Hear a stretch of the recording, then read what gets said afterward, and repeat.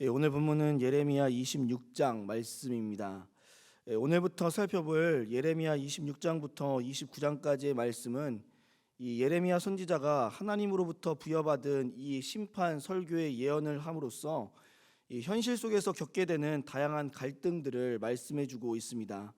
오늘 26장에서 예레미야 선지자가 겪게 되는 갈등은 무엇이냐면 바로 이스라엘 모든 백성들과 겪게 되는 갈등이라는 것이죠. 우리는 이 속에서 우리에게 주시는 하나님의 교훈을 생각해 볼 수 있어야 합니다. 지금 예레미야 선지자가 선포하는 메시지의 핵심은 무엇일까요? 너희가 하나님의 말씀에 순종하지 않고 그 말씀을 들음에도 불구하고 돌이키지 않음으로 멸망을 당한다라는 것이죠. 그렇습니다. 이스라엘 백성들은 이제 이 심판을 당하게 됩니다. 그런데 그 심판을 말씀하시면서 동시에 선포하시는 메시지는 바로 이 너희가 자랑하는 이 성전이 회파되고 무너질 것을, 그리고 저주거리가 될 것을 말씀하고 있다라는 것입니다. 오늘 보면 6절로 7절까지의 말씀이 그 사실을 우리에게 분명하게 가르쳐주고 있다라는 것이죠. 6절로 7절 말씀을 보시면 내가 이 성전을 실로같이 되게 하고 이 성을 세계 모든 민족의 저주거리가 되게 하리라 하셨느니라. 예레미야가 여호와의 성전에서 이 말을 하매 제사장들과 선지자들과 모든 백성이 듣더라라고 말씀하고 있다라는 것이죠.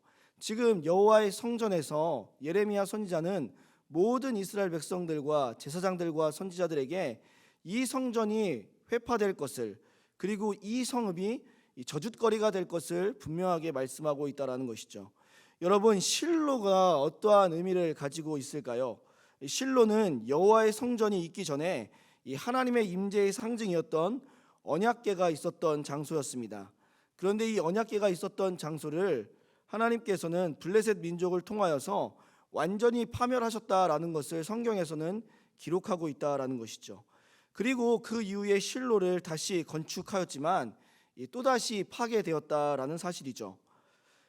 결국 하나님께서 말씀하시는 것은 하나님께서 자신의 임재의 상징인 실로를 파멸하고 파괴한 것 같이 이 성전 역시도 파멸하고 파괴할 것을 말씀해주고 있다라는 사실입니다. 또한 그들의 제약의 결과로 하나님은 이 성을 저주거리가 되게 하신다라고 말씀하고 있습니다. 이 성읍이 저주거리가 되게 하신다라는 것은 이스라엘은 하나님의 거룩한 백성으로 이 거룩한 삶을 살아감을 통해 이 모든 사람들과 나라의 하나님의 축복과 하나님의 뜻을 나타내야 했는데, 그러한 삶을 살지 못함으로 인하여서 이제 하나님께서는 이스라엘 백성들을 하나님의 뜻이 아닌 저주거리가, 그리고 놀림거리가, 그리고 비방거리가 되게 하시겠다라고 말씀하고 있다라는 것이죠. 그런데 이와 같은 말씀을 하고 있는 이 예레미야 선지자에 대한 이 이스라엘 백성들의 모습이, 이 이스라엘 백성들의 반응이 어떠하다라고 말씀하고 있을까요? 오늘 7절 말씀에는 듣고 있다라고 이야기를 하고 있습니다. 듣고 있다, 말씀을 듣고는 있는데 문제는 그 다음 행동이라는 것이죠. 이스라엘 백성들은 과연 어떠한 행동을 하고 있을까요? 오늘 본문 8절 말씀을 보시면 예레미야가 여호와께서 명령하신 말씀을 모든 백성에게 전하매 제사장들과 선지자들과 모든 백성들이 그를 붙잡고 이르되 내가 반드시 죽어야 하리라 라고 말씀하고 있다는 것이죠. 예레미야 선지자가 하고 있는 이 소리는 말도 안 되는 소리, 정말로 있어서는 안 될 소리라고 이야기하면서 이 예레미야 선지자는 반드시 죽어야 한다라고 말씀하고 있습니다. 그래서 9절 말씀에 보시면 성전으로 모이고 있다라는 말을 하고 있는데, 이 모이고 있다라는 말은 좋은 의미로 모이는 것이 아니라 분노하는 모습으로, 적대하는 모습으로 이 예레미야를 어떻게든 죽이려 하는, 그리고 이 예레미야의 제약을 밝히려 하는, 논쟁하려고 하는, 그래서 모이고 있다라는 것을 생각해 볼 수 있어야 한다는 것이죠. 그렇다면 왜 이스라엘 백성들은 다른 말에는 분노하고 있지 않다가 이 성전이 실로와 같이 황폐되고 무너지는 것에 분노하고 저주거리가 된다는 소리에 이 예레미야를 죽이려고, 그리고 그와 같은 자세로 모여들고 공격하고 있는 것일까요? 그것은 이스라엘 백성들의 잘못된 신앙관에 기인하고 있음을 알아야 한다는 사실이죠. 그들이 자랑하는 것은 하나님이 아닙니다. 그들은 하나님의 성전을 자랑하고 있습니다. 그리고 그들에겐 자부심이 있습니다. 하나님의 임재의 상징인 이 성전은 절대로 망하지 않고 무너지지 않고 영원히 있을 것을 생각하고 있다라는 것이죠. 왜냐하면 하나님께서 함께 하시는데, 하나님께서 임재하고 계시는데 어떻게 이 성전이 망하고 어떻게 이 성전이 무너질 수 있겠느냐라는 것이 이스라엘 백성들의 생각이라는 것이죠. 우리가 잘 알듯이 이스라엘 백성들은 어떠한 생각을 가지고 있습니까? 이 선민사상, 즉 하나님께서 자신들을 선택하셨다라는 그러한 민족적 우월감을 가지고 있다라는 것이죠. 어떻게 보면 이 성전이 그들의 우월감을 드러내는 그러한 상징적인 곳이기 때문에 이 예레미야 선지자가 성전에 대한 저주와 성전에 대한 예언을 했을 때에 그렇게 분노하고 그렇게 화를 내며 이 예레미야 선지자를 죽일 듯한 그러한 기세로 모이면서 논쟁을 벌이고 있다라는 것이죠. 그런데 아이러니한 것은 무엇입니까? 성전에 대한 자부심과 성전을 통해 하나님의 임재를 인식하는 이들이 정작 성전은 사랑함에도 불구하고 하나님은 그렇게 사랑하지 않는다라는 것이죠. 오히려 그들이 분노해야 되는 것은 무엇입니까?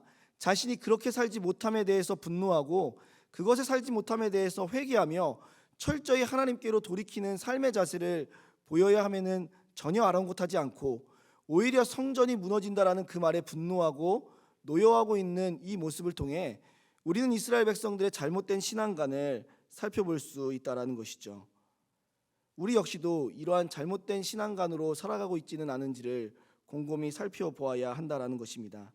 하나님만 사랑하고 하나님을 귀하게 여겨야 하는데도 불구하고 하나님보다 하나님의 성전을 더 귀하게 여기고 살아가고 있는, 그리고 성전을 더 사랑하며 자부심을 가지고 살아가고 있는 이 이스라엘 백성들과 같은 모습을 보이고 있지는 않은지를 우리의 모습을 통해 한번 살펴봐야 한다라는 것이죠.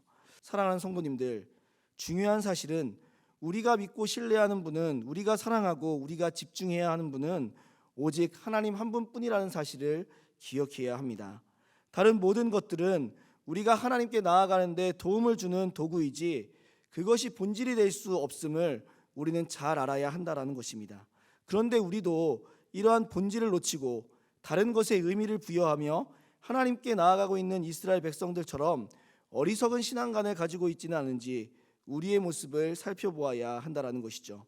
어쩌면 하나님께서 원본의 성경을 두시지 않는 것도, 하나님께서 예수님께서 달려 돌아가신 십자가를 남겨두지 않으신 것도, 이 모든 것이 우리가 하나님이 아닌 다른 것을 하나님화하여 섬기는 것을, 본질이 아닌 것에 집중하며 거기에 의미를 부여하려는 우리의 연약함을 아시고 그 모든 것을 제거해 버리신 것은 아닌지를 곰곰이 생각해 보아야 한다라는 것이죠. 우리는 하나님이 아닌 것에 집중하고 있는, 그래서 나도 모르게 하나님이 아닌 다른 것을 하나님화하고 있는 잘못된 신앙관을 가지고 있지는 않은지 우리의 모습을 돌아보아야 한다라는 것입니다.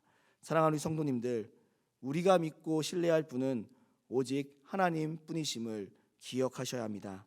다른 것은 우리가 하나님께로 나아가는데 도움을 주는 것인지 그것이 하나님 자체는 아니라는 사실을 기억해야 합니다. 우리는 오직 하나님만 바라고 하나님의 뜻을 따라야 합니다. 그럴 때 우리는 참된 신앙생활을 할 수 있다라는 것이죠.